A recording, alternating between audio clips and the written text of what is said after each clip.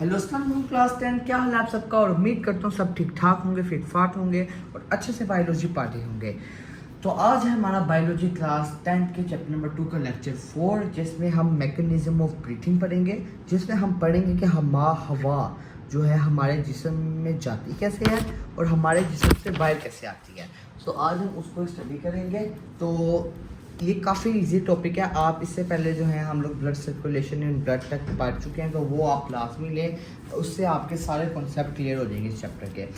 अभी तक जो हमने सारा कुछ पढ़ा वो हमारा कॉन्सेप्चुअल और मुश्किल चीज़ थी समझने वाली, आगे आपकी बेसिक और सिंपल चीज़ें हैं। तो हम ब्रीथिंग को स्टार्ट करते हैं।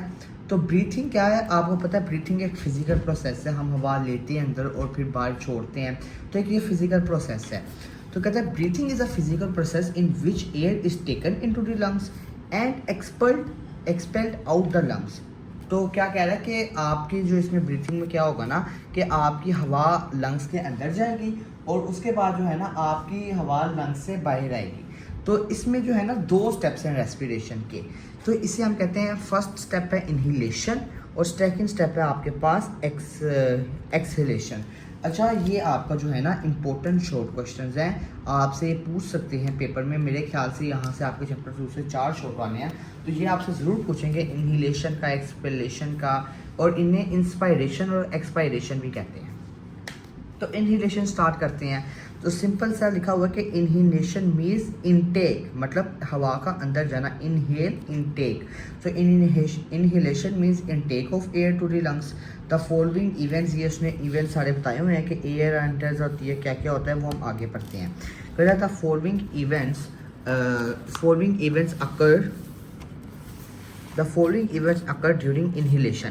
कहता है इनहेलेशन के दौरान ये इवेंट्स होते हैं। अब ये आपको मैं यहाँ से एक चीज़ समझाता हूँ, ये आपने काफ़ी अच्छी तरीके से ये वाला आपने कॉन्सेप्ट लाजमी ले लेना है।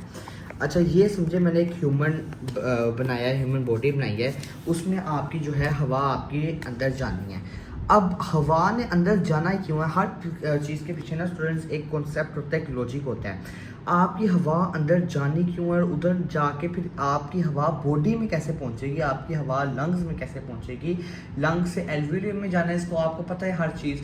तो ये जाएगी कैसे अंदर, जिसमें जगह कैसे बनेगी। तो उसके लिए आपने बोल्स लो 10th में, आप फर्स्ट चैप्टर में या आप जो 10th में होगा ना, आपने पढ़ लिया होगा अभी तक केमिस्ट्री के बोल्स लो। तो उसका हम उससे एक चीज़ समझते हैं कि ब्रोस लॉ में वो क्या कहता है कि प्रेशर जो है ना वो इन्वर्सली प्रोपोर्शनल है 1/वॉल्यूम के, मतलब प्रेशर इन्वर्सली प्रोपोर्शनल है वॉल्यूम के। इसका मतलब क्या है कि जब आपका वॉल्यूम ज़्यादा होगा ना तो आपका प्रेशर कम होगा, और जब आपका वॉल्यूम क्या कहते हैं कम होगा ना तो आपका प्रेशर ज़्यादा होगा। इस चीज़ को हम एक एग्जांपल से समझते हैं। देखिए, आपके पास 2 कंटेनर है, एक ये ए कंटेनर है, एक बी कंटेनर है। तो आपको नज़र आ रहा है कि ए कंटेनर कितना बड़ा है और इसका वॉल्यूम भी ज़्यादा है, तो इसमें प्रेशर कम होगा। जबकि बी कंटेनर है, इसका वॉल्यूम तो छोटा है लेकिन प्रेशर ज़्यादा होगा। ये चीज़ काफ़ी इजी है, क्योंकि अब आपको ये सिंपल पता है कि जब अगर आपके यहाँ ये वाला आपका बड़ा बक्सा है, इसमें पार्टिकल्स हैं, तो इनमें प्रेशर कम कैसे होगा, क्योंकि इनके पास जगह ज़्यादा है, खुली जगह है मूव करने के लिए, ज़्यादा जगह है। लेकिन उसी के कंपैरेटिवली ये वाला जो आपका बक्सा है, ठीक है, इसमें जो है ना वॉल्यूम कम है और पार्टिकल उतने ही हैं। तो फिर क्या है, इनका आपस में जुड़ाव ज़्यादा होगा, आपस में करीब करीब होंगे, तो इनका प्रेशर ज़्यादा होगा। तो यही चीज़ उसने क्या कहते हैं लिखी हुई है कि जब वॉल्यूम ज़्यादा होगा तो प्रेशर कम होगा, और जब वॉल्यूम क्या कहते हैं कम होगा तो प्रेशर आपका ज़्यादा होगा। अच्छा, ये आपने इधर से एक और चीज़ याद रखनी है कि हाई प्रेशर से हमारी बॉडी ने हमेशा लोअर प्रेशर में जाना है। अब ये क्या चीज़ है कि आपकी कोई भी चीज़ होती है ना वो हमेशा हाई प्रेशर में होती है, बाद में वो लो प्रेशर में जाती है। क्या मतलब मैं बता रहा हूँ, आपने समझे, आपका ये बड़ा प्यारा सा परफ्यूम है, समझें, ये मैंने बहुत गंदा बनाया, चलें कोई भी परफ्यूम ही हमने एग्जांपल लेनी है ना, ये आपका परफ्यूम है, आपने स्प्रे किया। तो जब आपने परफ्यूम को स्प्रे किया, तो जिस टाइम आपने स्प्रे किया तो उस टाइम आपके पास जो परफ्यूम के पास प्रेशर ज़्यादा था, हाई प्रेशर आपका निकला ना, आपने स्प्रे किया एक रूम के अंदर। तो जब आपने स्प्रे किया तो आपका हाई प्रेशर निकला ना, ये तो नहीं था ना कि पूरे रूम में बहुत ज़्यादा स्प्रे हुआ था खुद ब खुद ही करिश्मा हो गया, कोई चीज़ हो गई, नहीं, आपने स्प्रे किया, आपके पास प्रेशर हाई था, फिर पूरे कमरे में प्रेशर गया तो लोअर प्रेशर से। तो एक चीज़ आपने यहाँ से याद रखनी है कि प्रेशर जो है वो इन्वर्सली प्रोपोर्शनल है वॉल्यूम के, और जो हाई प्रेशर जो है वो लो प्रेशर तक जाएगा। ये चीज़ हमने याद रखनी है, और ये काफ़ी आसान है। तो एक और चीज़ हमने याद रखनी है जो कि हम इस डायग्राम से आपको पढ़ाता हूँ। आपको पता है कि ये आपका ट्रैकिया होता है, फिर वो डिवाइड होता है दो में, और यहाँ पे आपके जो होते हैं वो होते हैं लंग्स, ठीक है। अब जो है ना आपका यहाँ पे होता है डायफ्राम। अब हमने जो चीज़ पढ़ी है कि जब आपका वॉल्यूम ज़्यादा होगा ना तो आपका प्रेशर जो है ना वो कम होगा। तो अब हमने वॉल्यूम ज़्यादा करना है, क्यों? अब हमारी जो हवा है, हमारी जो हमने हवा है, ऑक्सीजन है, हमारी हवा अंदर आई तो वो अंदर आके जाएगी कैसे भाई साहब, कहाँ से जाएगी? उसके पास जगह ही नहीं है कहीं से गुजरने की। आप कह रहे हैं हवा है, इसमें कौन सी जगह है? नहीं, हर चीज़ के लिए अल्लाह ने कॉन्सेप्ट है, हर चीज़ का आपको कॉन्सेप्ट समझना पड़ेगा। तो हवा ने अंदर जाना है तो उसके लिए आपको इस जगह का वॉल्यूम ज़्यादा करना पड़ेगा। वॉल्यूम ज़्यादा होगा तो प्रेशर कम होगा, प्रेशर कम होगा तो हवा आराम से मूव करेगी। तो हम क्या होगा ना आपका इस यहाँ पे आप समझे, आपको पता है, मैंने आपको एक फोटो दिखाई थी, सॉरी अभी मेरे पास होगी नहीं, लेकिन आपके जो लंग्स होते हैं ये अभी ऐसे नहीं पड़े हुए, यहाँ पे चेस्ट वॉल है, इसके बाद यहाँ पे रिब्स होते हैं, आपको पता है ना, ऐसे ऐसे ऐसे ऐसे, और इस तरफ से भी ऐसे ऐसे ऐसे ऐसे ऐसे, और बीच में एक समझ ली मैं बनाता हूँ लाइन, ये आपके ऐसे करके ऐसे ऐसे एक, ये आपके रिब्स होते हैं अगर आपको याद आ रहा हो। तो इन रिब्स के अंदर लंग्स रखे हुए हैं, मतलब इतने महफूज पड़े हुए हैं। तो अब क्या होगा ना, जब लंग्स के अंदर ना इंटरमसल्स टिश्यूज होते हैं, ये कॉन्ट्रैक्ट करेंगे, ये आपका जो है ना मोस्ट कॉन्ट्रैक्शन फेज होता है, यहाँ पे आपकी बहुत कॉन्ट्रैक्शन होती है।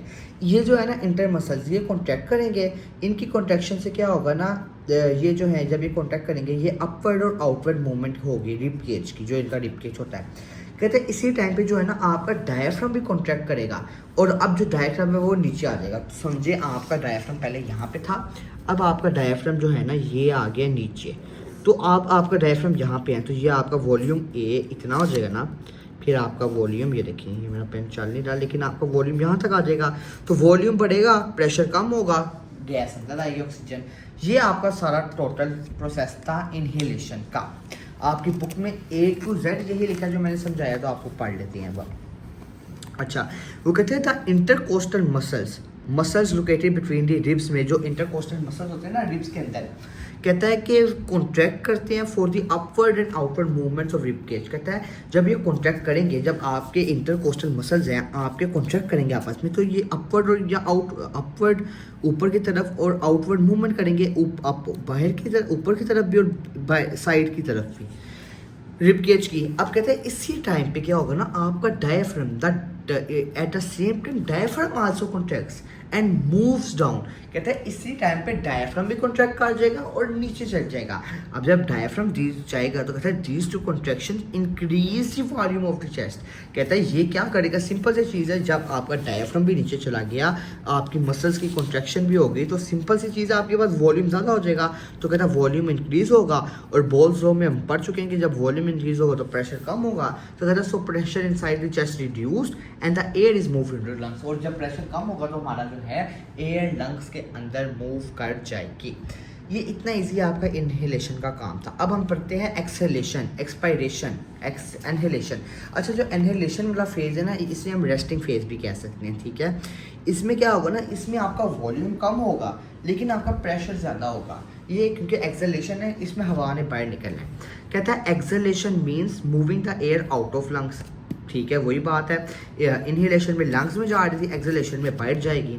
The following events occur during exhalation में ये इवेंट्स होते हैं। अच्छा, क्या होता है एक्सहेलेशन में? कहते हैं the intercostal muscles relax to move rib cage inwards.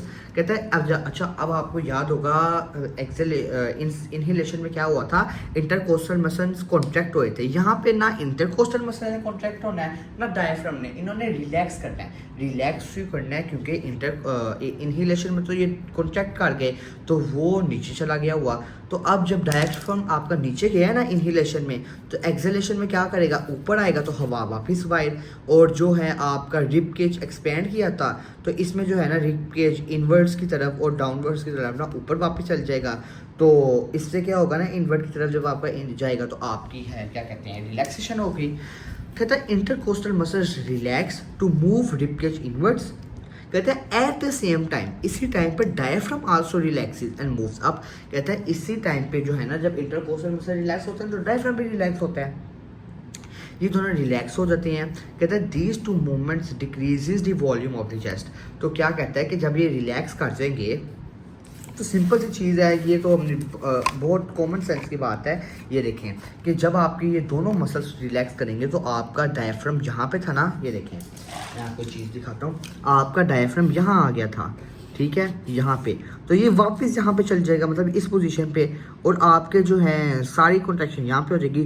तो फिर क्या होगा, आपका वॉल्यूम फिर से कम हो जाएगा, वॉल्यूम कम हो जाएगा, लेकिन गैस तो वही है, तो प्रेशर ज़्यादा। बॉल्स लॉ की वजह, बॉल्स लॉ में समझा है, तो यही चीज़ है। तो कहता है so pressure inside this chest increasing, pressure आपका जो है वो क्या कहते हैं ज़्यादा हो जाएगा। And the air is forced, और जो आपकी हवा है वो बाहर चलेगी। तो ये आज का हमारा काफ़ी इजी सा लेक्चर था, उम्मीद करता हूँ आपको अच्छा लगा होगा। तो इसमें हमने बेसिक चीज़ पढ़ी कि हवा अंदर कैसे जाती है और बाहर कैसे जाती है। और अगर आपने ये बॉल्स लॉ मेरी आज की वीडियो से सीख लिया तो आपके लिए एक तो केमिस्ट्री में भी आसानी हो जाएगी इसके लिए, और आपको वैसे भी बहुत आसानी होगी बायो के लिए भी। इस लेक्चर के लिए आपको पता होगा कि क्यों यार जब वॉल्यूम हम ज़्यादा कर रहे हैं प्रेशर कम हो रहा है, या क्यों जब हम वॉल्यूम कम कर रहे हैं तो प्रेशर ज़्यादा हो रहा है। सो उम्मीद करता हूँ आपको वीडियो अच्छी लगी होगी। अगर वीडियो अच्छी लगी है तो चैनल को सब्सक्राइब करें। नेक्स्ट अब हम रेट ऑफ ब्रीथिंग और ये कॉम्पोजिशन का लेक्चर करके हम जो है ये रेस्पिरेटरी डिसऑर्डर्स करेंगे। अच्छा, रेस्पिरेटरी डिसऑर्डर्स जब हम पढ़ेंगे ना तो हम जो है इसको शॉर्ट क्वेश्चंस के हिसाब से मैं आपको शॉर्ट क्वेश्चन बना के दिखाऊंगा कि कैसे कर बनेंगे। और आप मुझे ये बताएं कि ये चैप्टर जो है हमारा शॉर्ट क्वेश्चन के हिसाब से है, हमने लेकिन इसको पूरा याद किया कॉन्सेप्ट के हिसाब से। तो आप मुझे ये बताएं कि मैं चैप्टर फिनिश होने के बाद, एक्सरसाइज होने के बाद इस चैप्टर के पॉसिबल शॉर्ट क्वेश्चंस की वीडियो बनाऊं कि ना। अगर आप चाहते हैं मैं बनाऊं तो मेरी भी एक तो इम्प्रूवमेंट हो जाएगी और आपकी भी अच्छी खासी एग्जाम की तैयारीज हो जाएंगी। तो अगर वीडियो में ज़्यादा कमेंट्स आएंगे इस चीज़ के तो मैं इंशाल्लाह वो भी करूँगा। तो मिलता हूँ नेक्स्ट लेक्चर में, तब तक के लिए अल्लाह हाफिज़।